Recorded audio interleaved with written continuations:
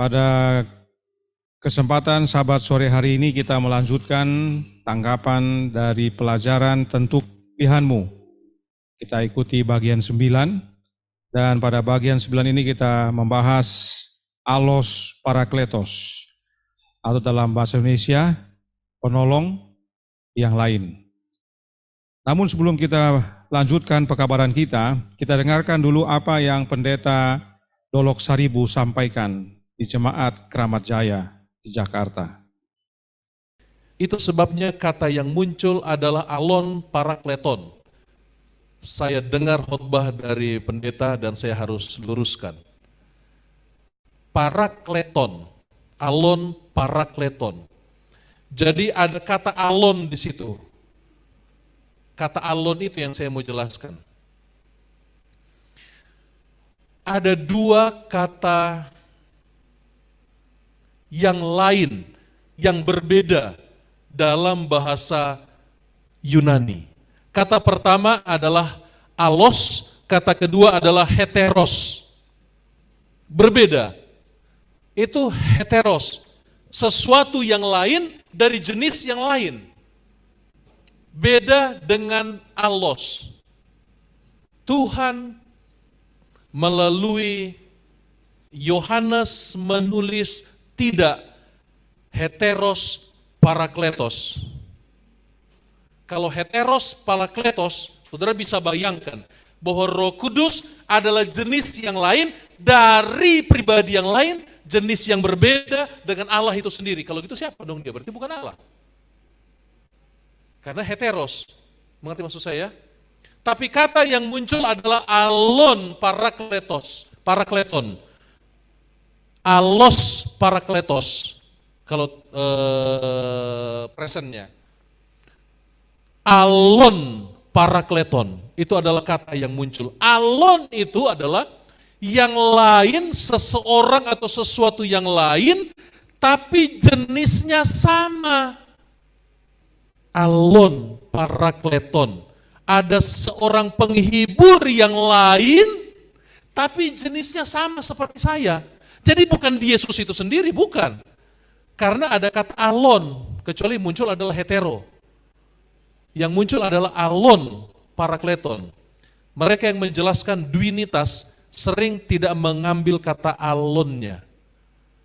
Karena alon itu memisahkan bahwa Roh Kudus yang dijanjikan itu adalah pribadi yang berbeda, tapi jenisnya sama dengan saya, kata Yesus. Dia itu juga adalah Allah, tapi pribadinya bukan saya. Mengerti maksudnya? Itu makanya muncul katanya adalah alon parakleton. Jadi demikianlah penjelasan dari Pendeta Dolok Saribu bahwa penolong yang lain itu, atau dalam bahasa Yunaninya dia sebut alon parakleton, allos parakletos sama saja, adalah penolong yang lain, yang bukan Kristus. Pribadi yang lain yang alamiahnya sama dengan Allah, tapi bukan Kristus. Ini perlu kita pahami karena inilah konsep Trinitas, sebab ada 3 Allah yang berbeda, tetapi satu. Ya. Nah tadi dia sampaikan bahwa kaum duinitas tidak pernah menggunakan kata allos ini, hanya membahas parakletosnya saja. Nah, saya tidak tahu kelompok yang mana itu. Kalau kita bukan kelompok duinitas, duinitas tidak ada dalam Alkitab, tidak ada dalam Roh Nubuat. Dan kita selalu membahas penolong yang lain ini dengan lengkap. Allos parakletos, kita bahas allosnya, tidak pernah kita tidak bahas allosnya. Mungkin dia mendengar dari pekabaran yang lain.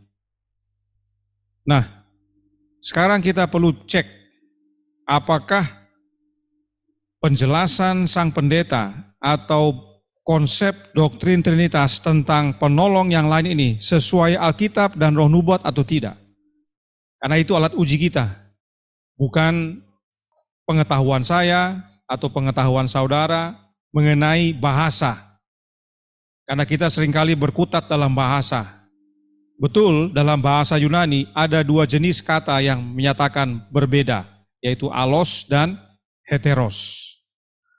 Kalau heteros itu betul-betul berbeda, ya. Contohnya bangku kayu dengan bangku plastik. Itu heteros, bahannya berbeda, kayu dengan plastik. Tapi kalau bangku kayu, meja kayu itu alos.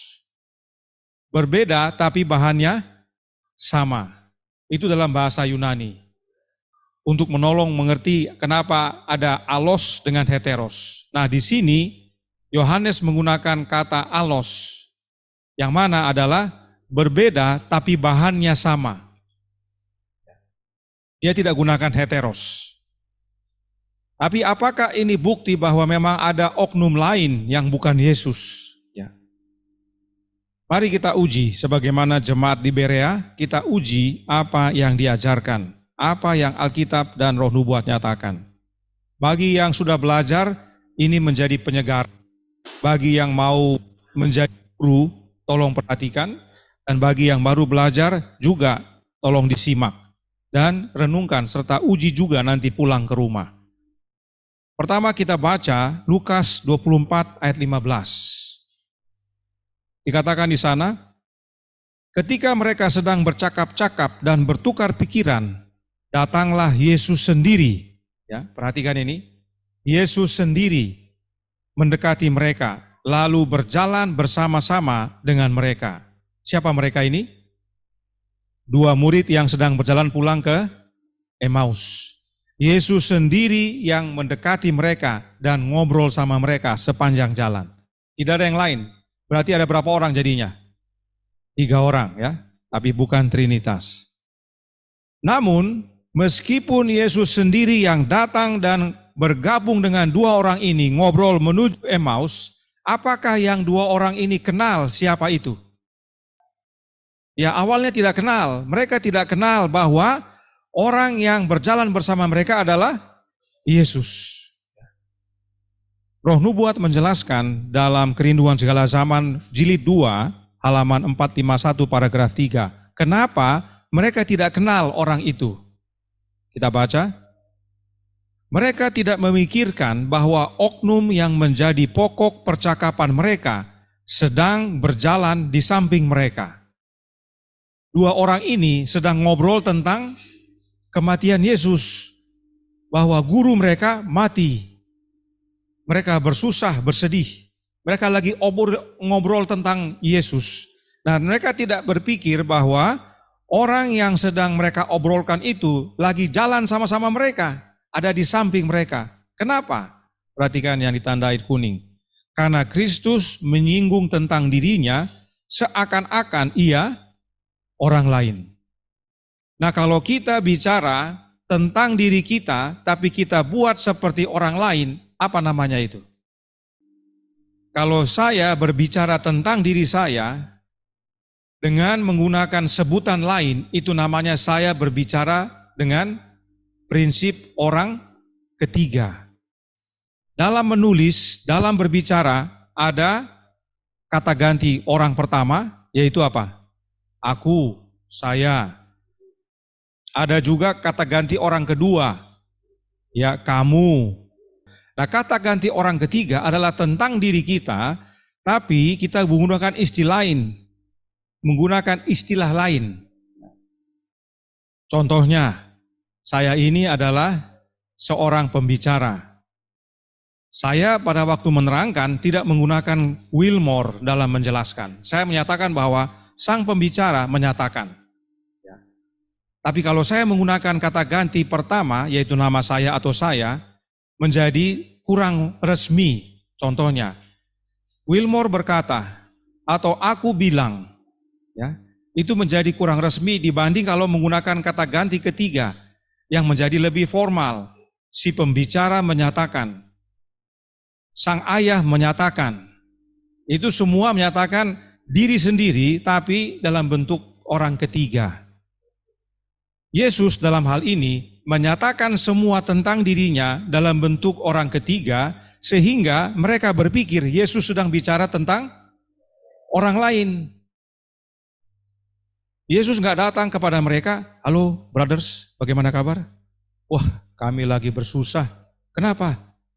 Kami punya guru, Yesus mati. Ya, dan kami mendengar dia sudah bangkit, tapi kami tidak mengerti. Oh, kenapa kamu bersedih? Aku kan Yesus.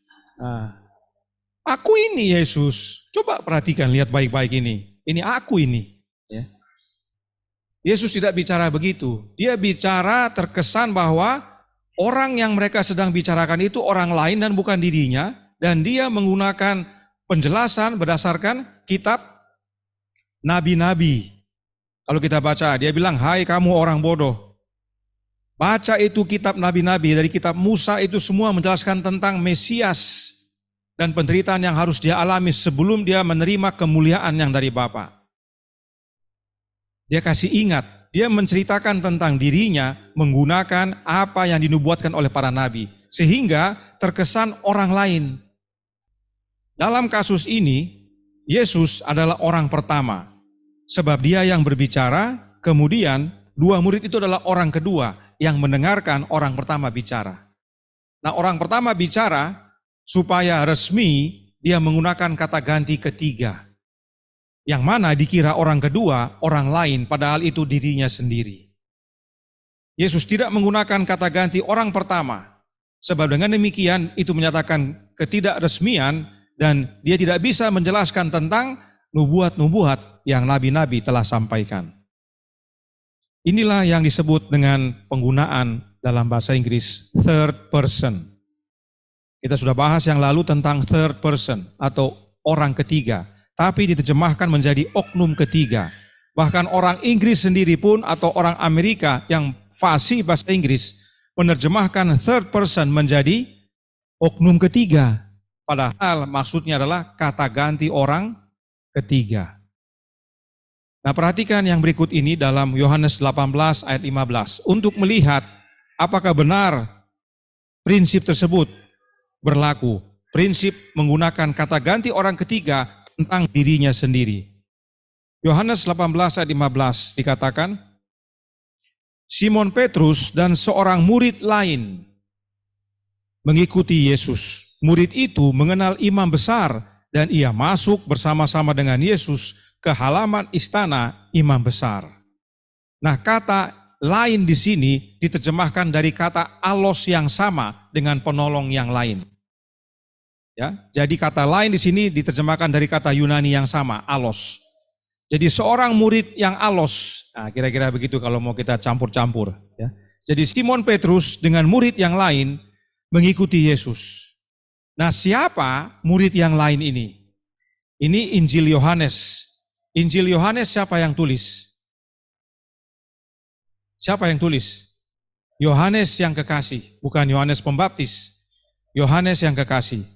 Nah, Roh Nubuat menjelaskan tentang murid yang lain ini dalam manuskrip 104 tahun 1897 paragraf 17. White tulis begini, Simon Petrus mengikuti Yesus dan demikian pula seorang murid lain. Murid itu siapa? Yohanes mengenal imam besar dan ia masuk bersama-sama dengan Yesus ke halaman istana imam besar. White dalam menuliskan manuskrip 104 ini mengutip kalimat dari Yohanes 18 ayat 15 tadi. Dan dia jelaskan bahwa murid yang lain itu adalah Yohanes. Yohanes yang mana? Yohanes yang kekasih, sang penulis Injil. Jadi, saat Yohanes menulis Injilnya, pada waktu dalam ayat 18, pada saat dia menuliskan Yohanes 18 ayat 15 itu, dia sedang menulis tentang siapa? Tentang dirinya. Dia tidak bilang di situ Simon Petrus dan aku. Dia nggak bilang begitu. Atau Simon Petrus dan Yohanes. Dia tidak bilang begitu. Dia bilang apa? Simon Petrus dan murid yang lain. Karena dia mau menyatakan tentang dirinya dengan resmi. Dia menggunakan kata ganti orang ketiga sebab dia berbicara atau menulis seakan-akan tentang orang lain padahal tentang dirinya sendiri.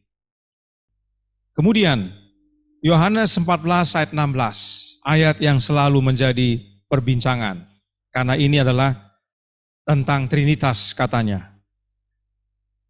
Yesus berkata, "Aku akan minta kepada Bapa dan Ia akan memberikan kepadamu seorang penolong yang lain." Ini.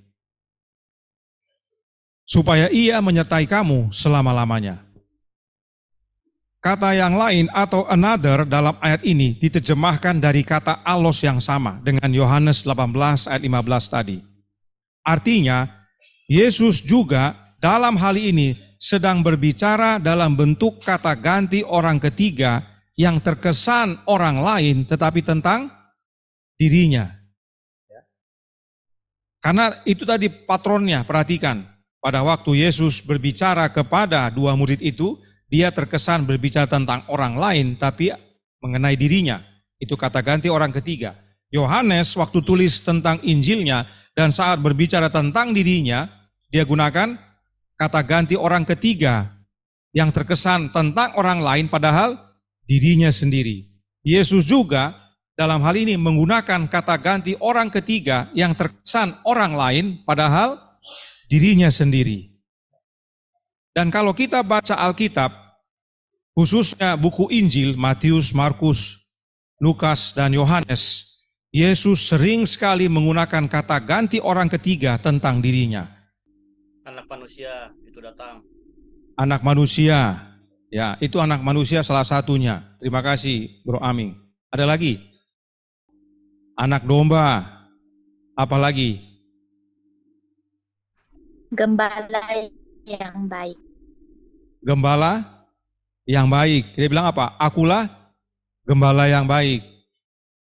Ada lagi pintu, ada lagi jalan, ada lagi apa? Pokok anggur. Ya, dia menggunakan istilah-istilah yang lain untuk menyatakan dirinya. Yesus berulang-ulang menggunakan kata ganti orang ketiga untuk menyatakan tentang dirinya sendiri. Jadi, Yesus sebenarnya bicara tentang dirinya dalam ayat ini. Apa buktinya? Mari kita baca ayat-ayat berikut ini. Dan seperti yang kita sudah pelajari dalam Bible Camp yang lalu, bagi yang baru belajar, tolong perhatikan. Ya, seringkali kita karena sudah biasa dicekoki oleh doktor-doktor teologi yang berprinsip Trinitas, kita tidak perhatikan lagi Alkitab. Kita sudah percaya apa yang dia katakan tentang ayat-ayat ini. Ya, mohon maaf ini. Di gereja Advent begitu, kalau sudah yang bicara Dr. A, B, C tentang ayat ini, sudah itu yang benar. Kalau yang bicara bukan doktor, sudah pasti salah. Ya, apalagi dia bukan lulusan teologi. Ya.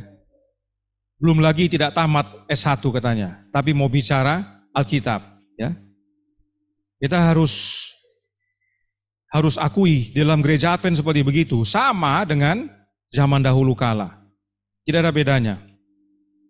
Nah, perhatikan bagi yang baru belajar. Di sini Yesus bilang apa? Aku akan minta kepada Bapa. Kalau aku akan minta, sudah minta atau belum? Belum minta. Sepakat kita ya? Karena ada kata akan, yaitu kalimat masa depan. Dan dikatakan, dan Ia akan memberikan kepadamu seorang penolong yang lain. Sudah diberikan atau belum? Belum. Jadi baru akan diminta, dan nanti setelah diminta baru akan diberikan. Artinya kedua kalimat ini belum terjadi. Sepakat kita? Ya, kita tidak perlu sekolah teologi untuk mengerti itu. Ya, sepakat kita ya bahwa Yesus belum minta dan Bapa belum berikan. Nanti akannya itu, nanti. Nah, sekarang kita baca ayat 17. Ini ayat 16, kita baca ayat 17. Dikatakan apa? Yaitu roh kebenaran. Dunia tidak dapat menerima dia, sebab dunia tidak melihat dia dan tidak mengenal dia. Tetapi kamu mengenal dia, sebab ia menyertai kamu dan akan diam di dalam kamu. Ini dua ayat yang saya paling senang dalam membahas tentang Trinitas. Ya. Untuk menyatakan bagaimana Trinitas itu tidak alkitabiah. Ini ayat yang paling saya senang. Salah satu lah. Ingat tadi ya, aku akan minta, Bapa akan beri. Artinya belum dikasih. Tapi Yesus bilang apa? Tapi kamu mengenal dia. Belum diminta, belum dikasih, tapi murid sudah kenal. Lebih parah lagi, kenapa murid-murid kenal? Sebab ia menyertai kamu. Belum diminta, belum dikasih, sudah dikenal, sudah menyertai. Karena seringkali kalimat-kalimat ini tidak ditekankan oleh para doktor-doktor, ya, atau guru-guru teologi dalam mengajarkan ayat ini. Mereka hanya bilang apa? Penolong yang lain. Lain kan? Lain dia, beda. Itu saja. Tapi tidak pernah ditekankan ini. Baru akan diminta, baru nanti akan diberikan, tapi para murid sudah mengenal. Tetapi kamu mengenal dia. Sebab apa? Sebab ia menyertai kamu. Artinya apa? Penolong yang lain itu murid-murid sudah kenal. Dan penolong yang lain itu menyertai para murid. Kok bisa? Baru mau akan diminta, baru mau akan diberi, tapi sudah ada menyertai. Ini tambahan dari Ibu Tambunan bahwa dikatakan supaya ia menyertai kamu selama-lamanya. Kalau kita bandingkan dengan Matius 28 ayat 20, apa dikatakan? Yesus bilang, aku akan menyertai kamu sampai akhir zaman. Tambah lagi informasi. Tapi kalaupun tidak ke situ, dikatakan supaya ia menyertai kamu selama-lamanya, dan yang menyertai itu sudah dikenal dan sedang menyertai para murid. Nah ini ya. Kita belum belajar bahasa Yunani di sini. Kalaupun kita gunakan bahasa Inggrisnya sama. But ye know him. Kamu mengenal dia. For he dwelleth with you. Artinya menyertai atau tinggal bersama. Dia bersama dengan kamu. Orang yang saya baru mau minta ini dan yang Allah akan berikan ini, kamu kenal dia dan dia sedang bersama kamu. Ini kan menjadi hal yang harusnya direnungkan sama orang-orang, terutama kaum Trinitas. Ya. Dan katanya akan diam di dalam kamu, shall be in you. Ini kalimat-kalimat ayat ini penuh makna. Dan kita harus renungkan dan pikirkan supaya kita mengerti kata-kata Yesus. Itu sebabnya dia katakan yang lain. Kenapa? Kita baca ayat 18. Aku tidak akan meninggalkan kamu sebagai yatim piatu, aku datang kembali kepadamu. Dalam bahasa Inggris katakan, I will not leave you comfortless, atau tanpa penghibur. Yesus kembali sebagai penghibur, karena dia tidak mau tinggalkan para muridnya tanpa penghibur. Ini ayat 18 dari pasal yang sama. Semakin kita melihat bahwa penghibur yang lain itu tidak lain dan tidak bukan adalah Yesus itu sendiri. Sebab dialah yang dikenal oleh para murid, dialah yang saat itu bersama para murid. Dan nanti dia akan diam di dalam para murid. Dan pada waktu dia diam dalam para murid itulah disebut yang lain. Ini ya, yaitu roh kebenaran. Nah, ini saja. Kalau kita mengaplikasikan prinsip belajar firman Tuhan, ayat menjelaskan ayat, dalam Injil siapa kebenaran? Yesus. Dia sendiri berkata ya, akulah jalan dan kebenaran dan hidup. Jadi kebenaran adalah Yesus itu sendiri. Adakah ayat lain yang menyatakan bahwa kebenaran itu ada orang lain atau oknum lain? Tidak ada ya, hanya Yesus. Yesus itulah kebenaran. Nah kalau dikatakan roh kebenaran, berarti rohnya siapa? Rohnya Yesus. Itulah yang Yesus mau katakan yang lain. Sebab itu adalah dirinya, tapi akan hadir melalui kehadiran roh. Bukan secara fisik lagi. Makanya dunia tidak melihat dia. Ya, mana tadi dia? Oh ini ya. Sebab dunia tidak melihat dia dan tidak mengenal dia. Pada waktu Yesus secara fisik di dunia saja, dunia tidak terima dia. Bangsanya tidak terima dia. Apalagi nanti datang oleh kehadiran rohnya. Pada waktu Yesus datang dalam rohnya, oleh kehadiran rohnya, dunia tidak bisa lihat. Apalagi mau kenal. Nah itu dia. Terima kasih atas pertanyaannya. Nah, kemudian sebagai membantu kita lanjutkan lagi. Ini 18, dia akan kembali, tapi bukan secara fisik, makanya yang lain, yaitu yang sama, ya. Beda, satu fisik, satu roh, tapi sama, yaitu Yesus itu sendiri. Makanya disebut alos, kayu, meja kayu, kursi kayu, ya. Kursi kayu, meja kayu, sama-sama kayu, tapi satu kursi, satu meja.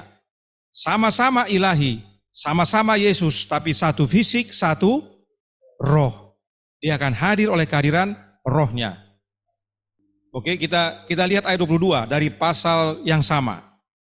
Yudas yang bukan Iskariot berkata kepadanya, Tuhan, apakah sebabnya maka engkau hendak menyatakan dirimu kepada kami dan bukan kepada dunia?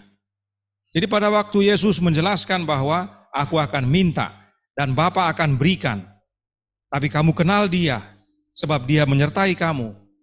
Yudas yang bukan Iskariot ini mengerti bahwa penolong yang lain ini bukan orang lain, bukan oknum lain, tapi Tuhannya. Itu sebabnya dia bilang apa? Tuhan, yaitu Yesus, apa sebabnya engkau hendak menyatakan dirimu kepada kami? Tapi bukan kepada dunia. Dunia tidak kenal, dunia tidak lihat. How is it that thou will manifest thyself unto us? How itu artinya bagaimana? Yudas tanya, Tuhan bagaimana? Kamu katanya mau menyatakan dirimu kepada kami. Tapi dunia tidak lihat, dunia tidak kenal. Bagaimana? Kamu juga katakan kamu mau pulang, tapi mau kembali, tapi tidak dilihat. Bagaimana? Nah, itu yang membuat mereka bingung. Tapi mereka tahu yang datang itu adalah Tuhannya. Yesus sendiri yang datang. Karena mereka katanya, kamu kenal dia. Dia sedang menyertai kamu saat itu. Jadi dari sini kita bisa lihat, ayat-ayat ini menyatakan bahwa penghibur yang lain itu tidak lain dan tidak bukan adalah Yesus itu sendiri. Kalau kita baca dalam Yohanes 14 ayat 20, di sana Yesus bilang begini, pada waktu itulah kamu akan tahu bahwa aku di dalam Bapa-Ku dan kamu di dalam aku dan aku di dalam kamu. Ya, pada waktu itu kapan? Pada hari Pentakosta. Yesus bilang, nanti waktu itu kamu akan tahu bahwa aku dalam Bapa-Ku, aku dalam kamu, kamu dalam aku. Bagaimana caranya?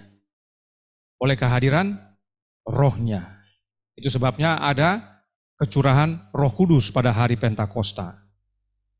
Supaya kita makin melihat bahwa yang lain di sini bukan oknum yang lain, tapi caranya. Tadinya Yesus hadir secara fisik, tapi kemudian dia hadir secara rohnya. Nah, karena kita punya fokus adalah tentang parakletos, kita sudah lihat tentang alos, kita sekarang lihat parakletos. Alos tadi bukan menyatakan adanya oknum lain, tapi menyatakan tentang dirinya dengan cara menjelaskan seperti orang lain. Kata ganti bentuk orang ketiga. Nah sekarang parakletos. Parakletos itu dalam Alkitab digunakan hanya 5 kali. Ya. Ini guru-guru teologi juga setuju. Saudara sekalian boleh tanya kepada para dosen teologi di Universitas Advent, mereka akan setuju bahwa kata parakletos hanya 5 kali digunakan dalam Alkitab, yaitu dalam Alkitab Perjanjian Baru, dan hanya Yohanes yang menggunakan dalam tulisannya. 4 kali dalam buku Injilnya, 1 kali dalam suratnya. Meskipun dalam Injilnya itu adalah perkataan Yesus itu sendiri, tapi dia yang tulis. Ya. Berikut yang 5 itu. Ya. Yohanes 14 ayat 16, Yohanes 14 ayat 26, Yohanes 15 ayat 26, Yohanes 16 ayat 7, dan 1 Yohanes 2 ayat 1. 4 ayat yang di atas adalah dari buku Injil Yohanes, dan 1 ayat di bawah adalah dari suratnya, surat 1 Yohanes 2. Semua kata penghibur atau kata penolong dari ayat-ayat ini, atau bahkan kata pengantara dalam suratnya, diterjemahkan dari kata parakletos. Ya. Penolong, penghibur, pengantara, itu semua dari kata parakletos. Nah, yang perlu kita perhatikan adalah, kita sudah sering bahas yang dalam buku Injil. penghibur yang lain, penghibur yaitu Roh Kudus, penghibur yang kutus datang dari Bapa, penghibur itu tidak datang kalau saya tidak pulang, kata Yesus. Itu semua sudah sering kita bahas. Tetapi yang jarang dibahas adalah 1 Yohanes 2 ayat 1. Sebab di sana dikatakan, anak-anakku, hal-hal ini kutuliskan kepada kamu, supaya kamu jangan berbuat dosa. Namun jika seorang berbuat dosa, kita mempunyai seorang pengantara pada Bapa, yaitu Yesus Kristus yang adil. Kenapa jarang dibahas ini? Karena kalau tidak dijelaskan, orang tidak tahu bahwa kata pengantara itu diterjemahkan dari parakletos yang sama. Kalau dalam bahasa Inggris, bukan comforter, tapi advocate. Jadi di situ advocate, kalau dalam bahasa Indonesianya pengantara. Tapi kalau yang lain, penghibur atau comforter. Jadi orang cepat melihat, oh ada penghibur. Tapi kalau yang 1 Yohanes 2, mereka tidak tahu bahwa itu adalah penghibur juga. Sebab parakletos artinya penghibur, penolong, ya, pengantara. Itu arti daripada parakletos. Nah, dikatakan di situ kita mempunyai seorang pengantara. Atau kalau mau gunakan bahasa Yunaninya, seorang parakletos. Atau mau diterjemahkan seperti yang ayat-ayat yang lain, seorang penghibur. Ya. Jadi Yohanes katakan kita punya seorang penghibur, artinya cuma satu. Tidak ada yang lain. Jadi pada saat Yesus berkata, mengirimkan penolong yang lain, dia sedang berbicara tentang dirinya. Ini dasar yang perlu kita pahami sehingga banyak kebenaran bisa terbuka yang selama ini tertutup karena dongeng isapan jempol manusia. Nah, apalagi bukti bahwa pengantara itu hanya satu dan dia adalah Yesus. Paulus bantu kita dalam 1 Timotius 2 ayat 5. Karena Allah itu Esa, dan Esa pula dia yang menjadi pengantara antara Allah dan manusia, yaitu manusia Kristus Yesus. Berapa pengantara kata Paulus? 1, Esa. Dan bahkan Paulus tekankan manusia Kristus Yesus. Kenapa? Nanti kita lihat. Yang pertama perlu kita perhatikan adalah dikatakan Allah itu Esa. Ini penting kita terus kumandangkan. Allah yang benar itu adalah Bapa. Paulus sendiri jawab siapa Allah itu. 1 Korintus 8 ayat 6. Namun bagi kita hanya ada satu Allah saja, yaitu Bapa, yang daripadanya berasal segala sesuatu. Bapa itu sumber segalanya, dan yang untuk Dia kita hidup. Dan satu Tuhan saja, yaitu Yesus Kristus, yang olehnya segala sesuatu telah dijadikan, dan yang karena Dia kita hidup. Ini fondasi dalam membaca tulisan Paulus. Dalam semua surat-surat Paulus, kalau ada baca kata Allah, itu berarti siapa?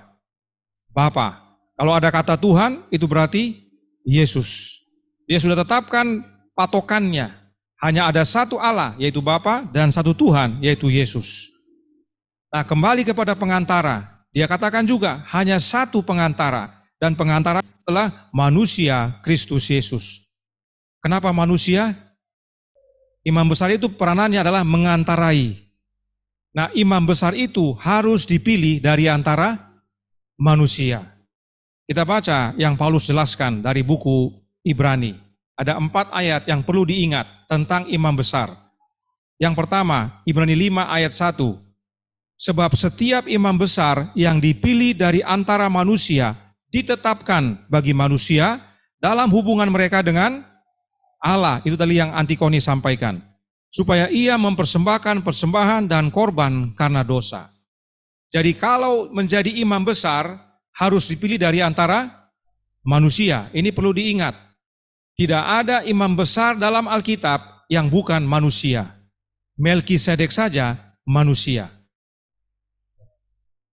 Sebab yang mau diantarai adalah manusia kepada Allah. Yang kedua, Ibrani 4 ayat 15. Sebab imam besar yang kita punya bukanlah imam besar yang tidak dapat turut merasakan kelemahan-kelemahan kita. Sebaliknya, sama dengan kita, ia telah dicobai, hanya tidak berbuat dosa. Ini pentingnya imam besar itu adalah manusia, atau telah menjadi manusia. Sebab Yesus yang adalah ilahi telah menjadi manusia. Dia dapat merasakan kelemahan-kelemahan kita, karena dia manusia. Dia telah dicobai tapi tidak berbuat dosa. Itu syarat menjadi imam besar. Kemudian yang ketiga, Ibrani 10 ayat 12. Tetapi ia setelah mempersembahkan hanya satu korban saja karena dosa. Korban apa itu? Dirinya sendiri. Ia duduk untuk selama-lamanya di sebelah kanan Allah. Syarat jadi imam besar adalah harus mengorbankan korban.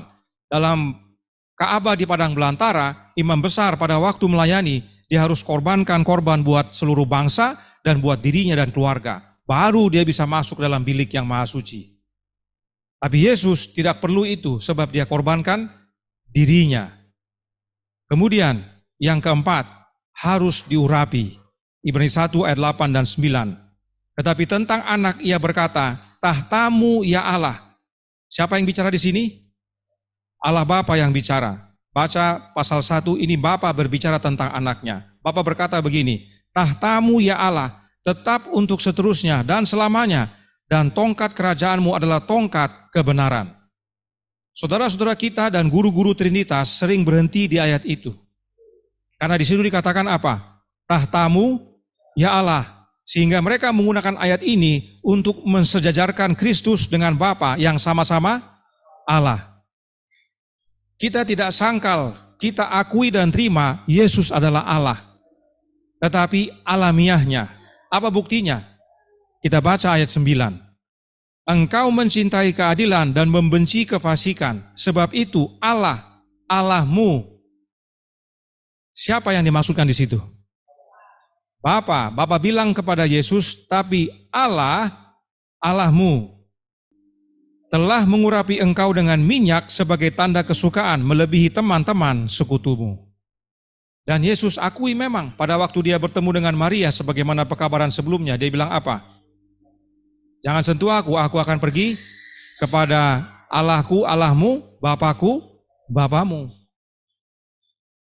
Yesus Allah, ya, tapi bukan sebagai posisinya Allah, tapi alamiahnya. Yesus dengan Bapa sama-sama ilahi.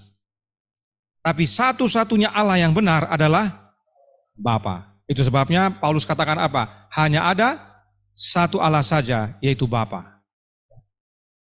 Jadi kita bukan menyangkal Yesus Allah, bukan. Kita akui Yesus Allah, yaitu sama alamiahnya, sama-sama ilahi. Sebab dia adalah anak Allah yang maha tinggi. Ya, anak yang ilahi. Jadi ini syarat menjadi imam besar. Dipilih dari antara manusia, dicobai tapi tidak berdosa, mempersembahkan korban yaitu dirinya, dan diurapi dengan minyak oleh Bapa. Saudara, ingat baik-baik ini syarat untuk menguji kalau ada yang lain disebut sebagai pengantara atau sebagai imam besar, adakah memenuhi syarat-syarat ini atau tidak. Sebagai contoh, sebelum kita lanjutkan, di dunia ini ada yang mengaku sebagai pengantara kita. Siapa itu? Atau pengantara manusia. Siapa? Paus. Bahkan kalau boleh dibilang pastor juga. Ya, Oma yang sebelumnya Katolik tahu itu. Kalau kita mau minta pengampunan dosa, kita masuk ke dalam sebuah bilik. Di sebelahnya ada pastor, ya, yang siap mendengarkan pengakuan dosa kita. Dia bersikap sebagai pengantara. Dan bahkan kalau saudara perhatikan apa yang diajarkan oleh gereja Katolik, Maria juga atau Bunda Maria adalah pengantara juga. Sebab yang paling cocok menjangkau isi hati anak adalah sang ibu. Jadi di dunia ini ada ajaran yang menyatakan bahwa pastor dalam gereja Katolik atau paus dan bahkan Bunda Maria adalah pengantara. Nah, kalau saudara uji dengan Alkitab berdasarkan ayat-ayat ini, apakah mereka memenuhi syarat? Tidak memenuhi syarat. Mungkin mereka memenuhi syarat yang pertama, bahwa mereka adalah manusia. Tapi yang 2, 3, 4 tidak dipenuhi. Artinya mereka bukan pengantara sesuai Alkitab. Itu adalah kebijakan manusia atau keputusan manusia. Kita perlu ingat ini supaya kita mengerti pada saat kita membahas ayat berikut ini. Ayat berikut ini sering digunakan oleh kaum Trinitas untuk menyatakan adanya pengantara yang kedua. Ingat, Hanya ada satu pengantara, kata Paulus. Esa pula pengantara kita kepada Allah, yaitu manusia Kristus Yesus. Yohanes katakan kita memiliki seorang pengantara. Jadi baik Yohanes maupun Paulus sama-sama menyatakan hanya satu, tapi kaum Trinitas ajarkan ada dua, yaitu Yesus dan Allah Roh. Allah Roh itu mereka gunakan ayat ini sebagai dasarnya. Roma 8 ayat 26 dan 27. Demikian juga Roh membantu kita dalam kelemahan kita, sebab kita tidak tahu bagaimana sebenarnya harus berdoa. Tetapi Roh sendiri berdoa untuk kita kepada Allah dengan keluhan-keluhan yang tidak terucapkan. Dan Allah yang menyelidiki hati nurani mengetahui maksud Roh itu, yaitu bahwa Ia sesuai dengan kehendak Allah berdoa untuk orang-orang kudus. Dalam bahasa Indonesia kurang terlihat karena dikatakan berdoa. Tapi dalam bahasa Inggris, khususnya versi King James, menggunakan kata intercession. Intercession ini artinya mengantarai. Inilah dasar kaum Trinitas menyatakan bahwa Allah Roh itu adalah pengantara, sebab Dia intercede, ya, mengantarai antara kita dengan Allah. Apakah benar ayat ini bukti adanya oknum yang bukan Yesus, yang disebut Allah Roh, yang berperan sebagai pengantara bagi manusia? Mari kita uji lagi dengan Alkitab. Kalau kita uji dengan yang tadi, ya, bagaimana hasilnya? Kalau kita uji dengan yang ini tadi, bagaimana hasilnya? Kita uji dulu dengan yang ini ya. Kita uji dulu dengan yang ini. Allah Roh itu, apakah Dia manusia? Atau apakah pernah menjadi manusia? Tidak pernah. Dia bukan manusia dan tidak pernah menjadi manusia. Kalaupun ada oknum itu. Jadi, apakah Dia bisa dipilih untuk menjadi imam besar? Sudah gugur, tidak bisa.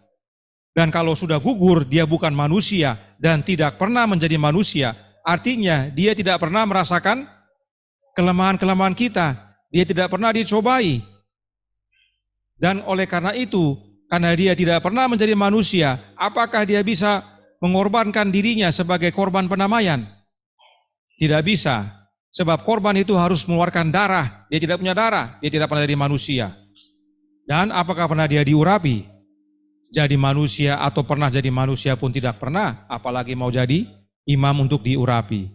Jadi dari kriteria ini, yang namanya Allah Roh menjadi pengantara, gugur. Tidak memenuhi syarat. Ya. Tetapi kita uji yang lain, supaya lihat bagaimana Alkitab menyatakan kebenaran dengan absolut. Roma 8, kita mundur ayat 15. Jadi masih dalam buku Roma 8. Roma 8 ayat 15 berkata, sebab kamu tidak menerima roh perbudakan yang membuat kamu menjadi takut lagi, tetapi kamu telah menerima roh yang menjadikan kamu anak Allah. Oleh roh itu kita berseru, ya Aba, ya Bapa. Nah, ini kita perlu ingat. Paulus katakan kita terima roh yang membuat kita menjadi anak Allah. Oleh roh itu kita berseru, ya Aba, ya Bapa. Roh yang mana yang membuat kita berseru, ya Aba, ya Bapa? Rohnya anak Allah. Galatia 4 ayat 6. Dan karena kamu adalah anak, ya sama ya, anak Allah, karena kamu adalah anak, maka Allah telah menyuruh roh anaknya ke dalam hati kita yang berseru, ya Aba, ya Bapa. Berarti roh yang dalam Roma 8 ayat 15 adalah rohnya Yesus, roh anak Allah. Sebab seruannya sama. Oleh roh itu kita berseru ya Aba, ya Bapa. Saat kita menerima roh anak Allah dalam hati kita, kita berseru ya Aba, ya Bapa. Karenanya Roma 8 ayat 15 dan Galatia 4 ayat 6 saling mengisi. Inilah yang dikatakan ayat menjelaskan ayat. Nah sekarang pertanyaannya, apa betulkah Yesus sebagai anak juga menggunakan ya Aba, ya Bapa kepada Bapanya? Kita baca Markus 14 ayat 36.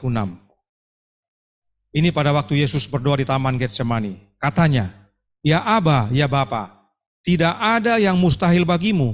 Ambillah cawan ini daripadaku, tapi janganlah apa yang aku kehendaki, melainkan apa yang engkau kehendaki. Bisa lihat saudaraku dalam Tuhan? Firman Tuhan dengan jelas menyatakan, tapi tidak diajarkan, tidak dibukakan, sehingga umat ketakutan karena tidak mengerti. Tapi kalau mengerti dan melihat, kita dimerdekakan, karena kebenaran itu memerdekakan. Terbukti bahwa memang Yesus Kristus memanggil Bapanya dengan sebutan Ya Aba, Ya Bapa. Tidak heran rohnya, yaitu rohnya Kristus itu, memanggil dengan sebutan yang sama. Sebab roh Kristus bukanlah oknum yang berbeda dengan Kristus. Roh Kristus itu adalah pribadinya Kristus itu sendiri. Jadi, roh yang dinyatakan dalam Roma 8 ayat 26 dan 27 tadi bukan oknum lain yang disebut Allah roh. Tapi itulah rohnya Kristus yang berdoa bagi kita dengan keluhan yang tak terucapkan. Kenapa bisa? Karena Kristus telah menjadi manusia. Dia turut merasakan kelemahan kita. Sehingga kalau kita tidak bisa ucapkan dalam hati kita karena begitu pedih penderitaan ini, dia tahu menyampaikannya. Sebab dia telah rasakan terlebih dahulu dari kita. Dia mengerti, itulah sebabnya Yesuslah pengantara kita. Jadi saudaraku dalam Tuhan, mungkin beberapa dari kaum Trinitas atau bahkan kaum non-Trinitas sering melihat saya cukup keras dalam menyampaikan, dalam menegur, khususnya para pemimpin atau para guru dalam gereja Advent yang mengajarkan doktrin Trinitas. Adalah karena ini. Firman Tuhan sudah dengan jelas menyatakan, tapi tidak dibukakan, malah diajar yang lain. Dengar tadi itu pendeta bilang apa? Alos Parakletos, oknum yang lain, bukan Yesus. Karena yang lain, tapi sama-sama ilahi, sama dengan Yesus. Tapi dia bilang yang lain, itu bukan Yesus. Dia hanya bicara, menyampaikan apa yang dikatakan oleh Yohanes 14 ayat 16, bahwa akan ada penolong yang lain. Itu saja. Dia tidak jelaskan ayat 18, ayat 22, ayat 20, dia tidak jelaskan mengenai Roma 8, dia tidak jelaskan mengenai syarat-syarat menjadi pengantara, dia tidak jelaskan bahwa Paulus katakan hanya satu pengantara, dia tidak jelaskan bahwa pengantara itu adalah Yesus Kristus sebagaimana Yohanes katakan, kalaupun dikatakan penghibur, tapi dikatakan Yohanes, kita punya satu penghibur, yaitu Yesus Kristus yang adil. Yohanes sendiri jawab siapa itu penolong yang lain. Tapi tidak dijelaskan, hanya mengatakan apa? Yang lain, itu lain. Cukup selesai di situ. Demikiankah kita mengajari umat untuk keselamatan? Sekarang kita lihat dari roh nubuat. Karena kita sebagai umat yang sisa adalah penurut akan perintah Allah dan memiliki kesaksian Yesus. Kesaksian Yesus adalah roh nubuat. Kita baca apa yang roh nubuat nyatakan. Apakah selaras dengan Alkitab atau dia mengajarkan yang lain? Kita akan baca beberapa kutipan. Harap bersabar dan perhatikan. Karena kalimat-kalimat roh nubuat seringkali tidak seperti biasanya. Yang pertama, Signs of the Times, tanggal 28 Juni tahun 1899, paragraf 8. Tidak ada imam, tidak ada agamawan yang dapat mengungkapkan Bapa kepada putra dan putri Adam manapun. Manusia hanya memiliki satu pembela, satu pengantara yang mampu mengampuni pelanggaran. Siapa yang disebutkan di sini? Yesus. Tidak ada imam, tidak ada agamawan yang dapat ungkapkan Bapa. Hanya satu yang bisa ungkapkan Bapa, yaitu siapa? Yesus saja. Hanya satu pembela kita, hanya satu pengantara kita, yaitu Yesus Kristus. Nah, tadi dikatakan yang lain, karena Yesus secara fisik kembali dan dia curahkan rohnya sebagai kehadirannya. Itulah yang lain itu. Itu sebabnya roh nubuat katakan dalam pulang ke rumah, saya ambil dari renungan pagi, pulang ke rumah halaman 319 paragraf 3. Jadi yang punya renungan pagi ini bisa buka. Halaman 319 paragraf 3 dikatakan, sementara Yesus melayani di bait suci yang di sorga secara fisik, apa katanya? Oleh rohnya, ia masih juga melayani jemaat di dunia ini. Ia ditarik dari mata perasaan. Artinya apa? Tidak kita bisa lihat lagi. Akan tetapi janji perpisahannya ditepati. Apa itu? Dan ketahuilah, aku menyertai kamu senantiasa sampai kepada akhir zaman. Matius 28 ayat 20. Sementara diwakilkannya kuasanya kepada pengerja-pengerja yang lebih rendah, yaitu manusia, hadiratnya yang memberi tenaga itu masih menyertai jemaatnya. Hadiratnya menyertai jemaatnya. Bagaimana hadirat Kristus menyertai kita? Oleh kehadiran rohnya. Ini roh nubuat punya pekabaran. Perhatikan, dikatakan sementara diwakilkannya kuasanya, dia kan sudah kasih janji dalam Kisah 1 ayat 8. Tetapi kamu akan menerima kuasa kalau Roh Kudus turun ke atas kamu. Dia berikan atau dia wakilkan kuasanya, yaitu Roh Kudus itu yang adalah rohnya, untuk menemani, menyertai para pengerjanya atau umatnya. Jadi Yesus berjanji, aku akan menyertai kamu senantiasa sampai kesudahan. Dia tidak suruh orang lain. Dirinya, yaitu oleh kehadiran rohnya, dia sertai umatnya. Dalam tulisan lain Nyonya White katakan apa? Dia lebih dekat daripada sebelumnya. Sebelumnya dia hanya bersama di antara, tapi sekarang dia ada di dalam kita. Lebih erat, lebih dekat lagi hubungan kita dengan Yesus. Kemudian manuskrip volume 4 halaman 179 paragraf 2. Ini yang cukup sering saya kutip di renungan pagi. Salah satu yang saya sukai tentang penghibur. Nyonya White kutip Yohanes 14 ayat 16 dan 17. Dikatakan, aku akan minta kepada Bapa dan ia akan memberikan kepadamu seorang penolong yang lain, supaya ia menyertai kamu selama-lamanya, yaitu roh kebenaran. Dunia tidak dapat menerima dia, sebab dunia tidak melihat dia dan tidak mengenal dia. Tetapi kamu mengenal dia, sebab ia menyertai kamu dan akan diam di dalam kamu. Yohanes 14 ayat 16 dan 17. Kasih keterangan. Ini merujuk pada kemahahan Roh Kristus yang disebut penghibur. Jadi siapa penghibur itu? Kristus oleh kehadiran rohnya, bukan oknum yang lain. Kata yang lain itu bukan berarti oknum lain, tapi caranya. Tadinya dia hadir secara fisik, sekarang dia hadir oleh kehadiran rohnya. Tadinya di antara para murid, di samping, di depan, di belakang, tapi sekarang di dalam para murid. Dikatakan apa? Akan diam di dalam kamu.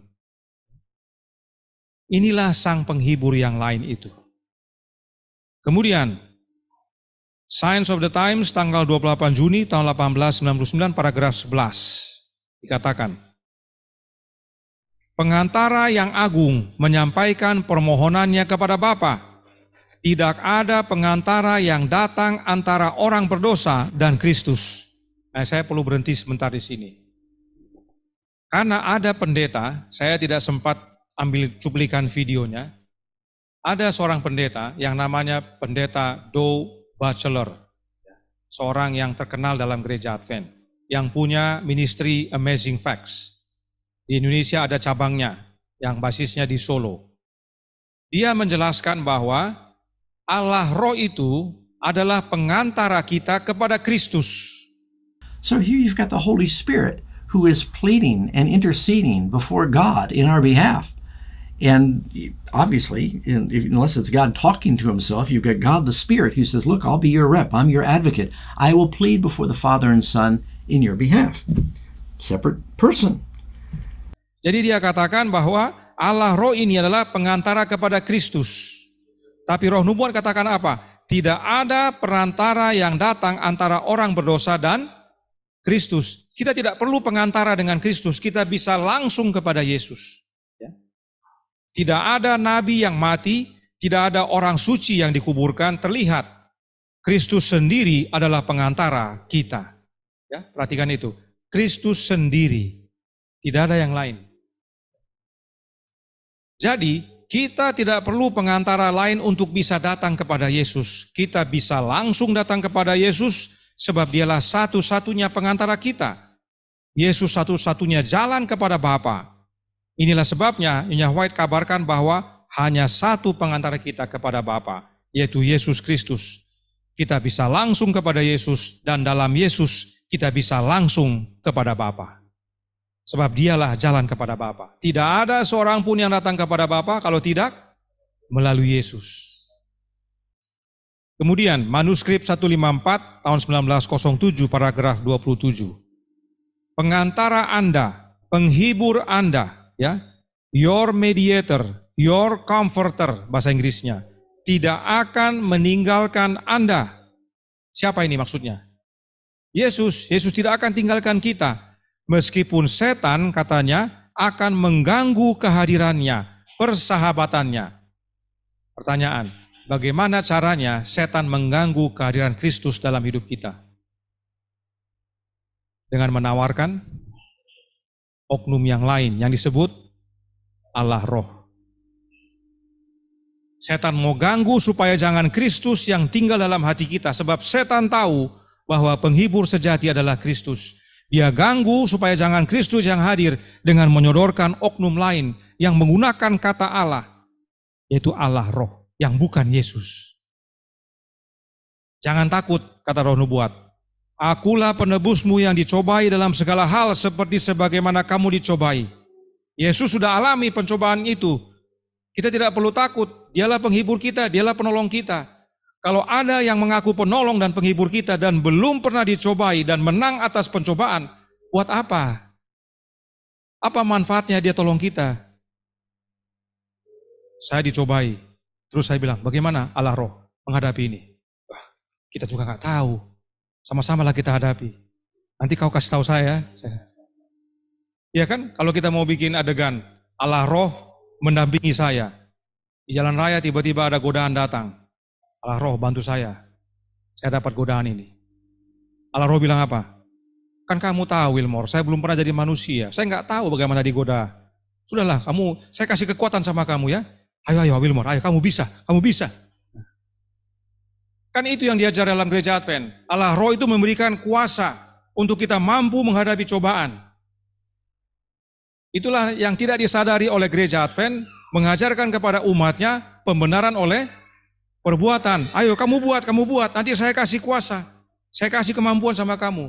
Oknum yang tidak pernah jadi manusia, tidak pernah alami pencobaan ini.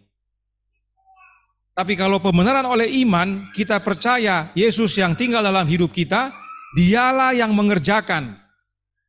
Dia yang mengerjakan sehingga kita dapat menghadapi cobaan-cobaan itu. Supaya kita menang, sebab dia sudah alami dan dia menang. Itu pekabaran yang berikutnya bagi yang baru belajar tentang pembenaran oleh iman. Yang diajarkan dalam gereja sekarang ini menuntun kepada pembenaran oleh perbuatan tanpa mereka mengerti sebab konsep Trinitas yang menjadi dasar mereka. Aku akan mengesankan pikiranmu dan selalu tahu aku tidak akan meninggalkanmu atau mengabaikanmu. Yesus selalu tahu karena dia yang pernah dan telah menjadi manusia. Mengalami cobaan, turut merasakan kelemahan kita. Kita lari kepadanya, dia tidak akan tinggalkan kita. Dia tahu. Yang ini saya belum sempat tampilkan bahasa Inggrisnya. Dikutip dari Nasihat Allah untuk Masa Kini halaman 277. Ia, yaitu Yesus, menghimpun ke dalam perukupan ini doa-doa, pujian dan pengakuan-pengakuan umatnya. Dan pada semuanya ini dia menaruh kebenarannya sendiri yang tak bercacat. Kemudian diharumkan oleh jasa-jasa pendamaian Kristus. Dupa naik ke hadapan tahta Allah seutuhnya dan seluruhnya dapat diterima. Barulah jawaban-jawaban yang berkemurahan dikembalikan. Sederhananya saudaraku dalam Tuhan, kalau kita berdoa kepada Allah Bapa, kita harus serahkan kepada Yesus karena pada waktu dia terima doa-doa kita, dia katakan apa? Kemudian diharumkan oleh jasa-jasa pendamaian Kristus. Hanya Kristus yang punya jasa pendamaian, yaitu oleh karena kematiannya di kayu salib. Oknum lain kalaupun ada kata Allah di depannya, tidak pernah. Allah Bapa saja bukan yang mati di kayu salib. Yesus yang mati di kayu salib, itu sebabnya itulah jasa pendamaian, karena dia menjadi korban pendamaian.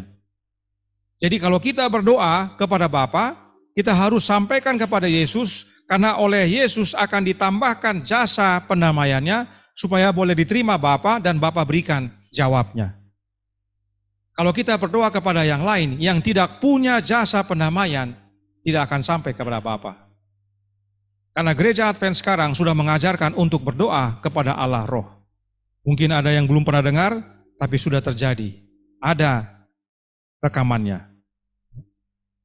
Jadi tanpa jasa pendamaian Kristus, doa kita tidak sampai. Itu sebabnya Yesuslah satu-satunya pengantara kita. Kemudian Alfa dan Omega jilid 1 bab 30 halaman 416 sampai 417. Ini dari Alfa dan Omega. Banyak umat Advent memiliki buku ini. Dikatakan, dupa yang naik bersama-sama dengan doa orang Israel menggambarkan jasa dan pengantaraan Kristus. Jadi dupa itu gambaran jasa pengantaran Kristus. Kebenarannya yang sempurna, yang melalui iman dihisapkan kepada umatnya, yang olehnya saja dapat menjadikan perbaktian manusia yang berdosa dapat berkenan di hadapan Allah. Jadi perbaktian kita, doa kita dapat berkenan kepada Bapa hanya dengan apa? Dupa itu, jasa pengorbanan Kristus itu. Kalau Yesus tidak tambahkan kepada perbaktian kita atau doa kita, tidak berkenan kepada Allah. Di hadapan tirai bilik yang maha suci itu terdapat sebuah mezbah pengantaraan yang terus-menerus. Oleh darah dan kemenyan, Allah harus didekati. Kalau boleh dikatakan yang lainnya, oleh darah dan dupa sebenarnya. Tapi terjemahannya IPH menyebutkan kemenyan. Oleh darah dan kemenyan Allah harus didekati. Kemenyan atau dupa tadi adalah jasa pengorbanan atau pengantaran Kristus atau pendamaian Kristus. Yang mana dia wujudkan di kayu salib. Pada waktu dia mati di kayu salib, darah tercurah. Itu sebabnya darah dan kemenyan. Dalam buku Ibrani pasal 10 ayat 20. Karena ia telah membuka jalan baru dan yang hidup bagi kita melalui tabir, yaitu dirinya sendiri. Pada waktu Yesus mati, tabir bagaimana? Robek. Jalan kepada bilik yang maha suci sudah terbuka. Dan itu adalah karena Kristus. Pada waktu dia mati di kayu salib, dia mati, dirinya itu adalah tabir, robek, agar kita dapat jalan masuk kepada Bapa melalui Yesus. Ya. Karenanya oleh darah dan kemenyan Allah harus didekati. Nah, siapa yang punya darah dan kemenyan ini atau darah dan dupa ini? Hanya Yesus. Sebab Yesus telah menjadi manusia. Itu sebabnya dia punya darah. Dan darahnya tercurah pada waktu dia mati di kayu salib. Itulah jasa pendamaiannya, jasa pengantaraannya. Dan hanya melalui itu kita bisa dapat mendekati Allah. Sebab oleh karena dosa, Allah dan kita terpisah. Tetapi oleh karena jasa pendamaian Kristus, kita dipersatukan lagi dengan Allah. Bisa lihat semakin jelas roh nubuat menyatakan hanya satu pengantara kita. Tidak ada yang lain. Kalaupun ada yang lain, dia tidak punya darah. Dia tidak punya kemenyan atau dupa yang dapat membuat kita mendekat kepada Allah. Itu sebabnya saya sangat prihatin melihat kaum Trinitas, apalagi yang tidak mengerti. Ya, coba perhatikan di gereja-gereja, orang-orang yang ngotot membela Trinitas umumnya yang tidak ngerti. Ya, disuruh jelaskan dia tidak tahu, tapi ngotot bahwa Trinitaslah yang benar. Dia ngotot karena apa? Karena banyak yang menerima. Pengikut Trinitas itu miliar. Dia rasa aman dengan banyak orang yang menerima. Kita mendekat kepada Allah hanya lewat satu jalan. Jadi bertobatlah kaum Trinitas yang tidak ngerti tapi ngotot. Masih mending dia ngerti ngotot, masih mending.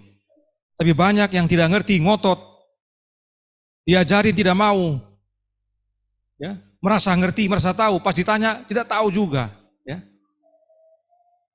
Itulah keprihatinan kita melihat kaum Trinitas. Dan ada di sekitar kita orang-orang seperti itu. Bahkan di dalam rumah tangga kita masing-masing. Doakan mereka. Kita lanjutkan. lambang-lambang yang menunjuk kepada pengantara yang agung itu, melalui mana orang-orang berdosa bisa datang dekat kepada Tuhan. Dan perhatikan, melalui Dia sendiri sajalah rahmat dan keselamatan dapat diberikan kepada orang yang percaya dan bertobat. Siapa Dia ini? Yesus. Sebab hanya Dia yang punya darah dan dupa. Karenanya hanya lewat Dia sendiri saja kita dapat terima itu rahmat dan keselamatan. Karenanya berapa pengantaran kita? Cuman satu, dan Dia adalah Yesus. Kita lanjutkan. Pulang ke rumah halaman 136 paragraf 2. Dikatakan, iblis selalu berusaha menghalang-halangi jalan menuju tahta kemurahan itu, supaya kita tidak dapat bermohon dengan sungguh-sungguh dalam iman, memperoleh anugerah dan kuasa melawan pencobaan. Dalam bahasa Inggrisnya akan menolong kita. To obstruct the way to the mercy seat. Apa itu mercy seat? Mercy seat itu adalah tutup pendamaian, yang adalah tutup tabut perjanjian. Tabut perjanjian terdapat dalam bilik yang maha suci. Di situ duduk Allah Bapa, dan di depannya anaknya menjadi pengantara kita.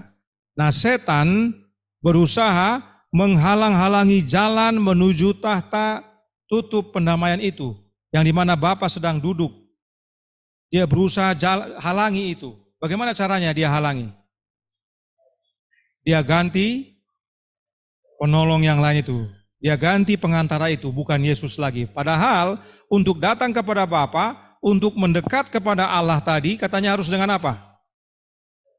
Dengan darah dan kemenyan atau darah dan dupa. Sebab hanya melalui Dia sajalah kita dapat mendekat kepada Allah. Jadi pada waktu dikatakan setan menghalang-halangi jalan, karena Yesus adalah jalan, Dia ganti jalannya dengan yang lain. Supaya orang tidak sampai kepada Bapa. Bermohon tidak akan sampai, tidak akan terima anugerah dan kuasa. Bisa lihat bahayanya doktrin Trinitas. Yang orang pikir hal-hal sederhana saja, hanya ini saja kok, hanya masalah Roh Kudus saja orang ribut. Tidak demikian. Ya. Ini sangat mendalam. Kemudian, Bapa kita peduli, halaman 156 paragraf 2, penunggu pagi lagi, kita sengaja ambil dari buku-buku cetakan gereja Advent. Dikatakan, di dalam Kristus, seruan umat manusia mencapai Bapa yang penuh belas kasihan abadi. Nah, kalau di dalam Kristus seruan kita sampai kepada Bapa, untuk apa kita berseru lewat orang lain? Berserulah lewat Yesus, karena seruan kita lewat Yesus sampai kepada Bapa. Bahkan dalam In Heavenly Places halaman 79 paragraf 4. Dikatakan, Bapa mendengar setiap doa yang tulus dari anak-anaknya. Suara permohonan dari bumi bersatu dengan suara pengantara kita, yaitu suara Yesus, yang memohon di sorga, dan suaranya selalu didengar Bapa. Makanya kita punya pengantara hanya satu, yaitu Yesus. Dia yang dipilih dari antara manusia, Dia yang telah alami cobaan dan tidak berdosa, Dia yang memahami perasaan dan kelemahan kita, Dia yang telah mengorbankan dirinya menjadi korban pendamaian, Dia yang telah diurapi oleh Bapa, ya, oleh darah dan dupanya kita dapat mendekat kepada Allah, hanya melalui Dia sendiri kita dapat berseru kepada Bapa, sebab suara kita yang kita sampaikan kepada Dia dan Dia sampaikan kepada Bapa selalu didengar oleh Bapa. Untuk apa lagi kita memiliki penolong yang bukan Yesus? Atau pengantara yang bukan Yesus? Tidak ada guna. Cukup Yesus. Karenanya Roh Nubuat menasihatkan dalam manuskrip 165, ulangi, manuskrip 169 tahun 1902 paragraf 50. Ketika kita bersedia untuk mengizinkan pikiran kita tidak terpaku dan diluruskan kembali pengaruh yang melembutkan dari Roh Allah, ya, artinya kalau pikiran kita ini tidak kaku, tidak istilahnya ngotot, tapi luruskan, mau dibentuk oleh Roh Allah, kita akan memahami dengan pencerahan baru instruksi Kristus kepada kita seperti yang tercatat dalam pasal 14, 15, dan 16, dan 17 dari buku Yohanes. Sebab pasal 14, 15, dan 16, Yesus sedang berbicara satu hal di situ, yaitu tentang siapa? Penghibur. Pasal 17 adalah doa untuk menutup ketiga cerita ini. Ya. Oh, betapa besar kemungkinan yang telah Dia tempatkan dalam jangkauan kita. Dia berkata, sesungguhnya segala sesuatu yang kamu minta kepada Bapa akan diberikan kamu dalam namaku. Yohanes 16 ayat 23. Dia berjanji untuk datang kepada kita sebagai apa? Penghibur untuk memberkati kita. Mengapa kita tidak mempercayai janji-janji ini? Sederhananya, saudaraku dalam Tuhan, kalau pikiran kita yang ngotot dengan Trinitas ini mau diluruskan oleh Roh Allah, kita akan lihat pasal 14, 15, 16, dan 17 dari buku Yohanes itu adalah tentang penghibur yang lain yang adalah siapa? Yesus Kristus itu sendiri. Sebab Dia berjanji untuk datang kepada kita sebagai penghibur. Dia bilang apa tadi? Aku tidak akan meninggalkan kamu yatim piatu, aku datang kembali kepadamu. Dunia tidak bisa lihat. Kenapa? Sebab saya hadir oleh kehadiran Roh saya. Sebab penghibur yang lain itu, yang baru saya mau minta dari Bapa, Dia ada sama kamu. Kamu kenal Dia. Sebab Dia itu, ya saya sendiri. Nah, pertanyaan, kenapa Yesus katakan, aku akan minta dan Bapa akan berikan? Apa maksudnya kalimat itu? Yang sudah belajar. Yesus akan kembali dan dimuliakan, diurapi. Ya? Karena Dia katakan bahwa Roh itu belum datang sebab Yesus belum dimuliakan. Yohanes 7 ayat 38 dan 39. Jadi Roh yang Yesus curahkan itu belum ada. Penghibur yang Dia mau minta itu belum ada. Karena apa? Dia harus pulang dulu, menerima pemulihan dari Allah yaitu diurapi, baru Dia curahkan. Itu sebabnya Dia berkata demikian. Jadi saudaraku dalam Tuhan, mengapa begitu banyak tidak percaya janji-janji ini? Karena mereka telah disesatkan oleh doktrin Trinitas. Itu sebabnya kita giat mengabarkan, mengumandangkan supaya semakin banyak orang kembali yang mau pikirannya diluruskan, dilembutkan oleh Roh Allah. Supaya melihat pasal 14, 15, 16, 17 itu mengenai Yesus. Karenanya, tentukan pilihan saudara. Kristus, Allos Parakletos, atau Allah Roh, Allos Parakletos. Saya pilih Kristus, Sang Penolong yang lain, bukan Allah Roh. Kiranya ini menjadi pembaharuan bagi kita semua. Tuhan memberkati, saya bawa dalam nama Yesus. Amin. Sebagai informasi tambahan, orang Waldensia, dalam Alfa Omega jilid 8 bab 4 halaman 64 paragraf 1. Ada saksi-saksi Allah pada setiap zaman orang-orang yang memelihara imannya pada Kristus sebagai satu-satunya pengantara antara Allah dan manusia. Orang Waldensia percaya hanya Yesus pengantara kepada Allah, yang berpegang pada Alkitab sebagai satu-satunya pedoman hidup dan yang menguduskan hari Sabat yang benar, yaitu hari ke-7. Orang Waldensia berbakti hari Sabat, orang Waldensia mengandalkan Alkitab, orang Waldensia percaya Kristus satu-satunya pengantara. Ini fakta sejarah.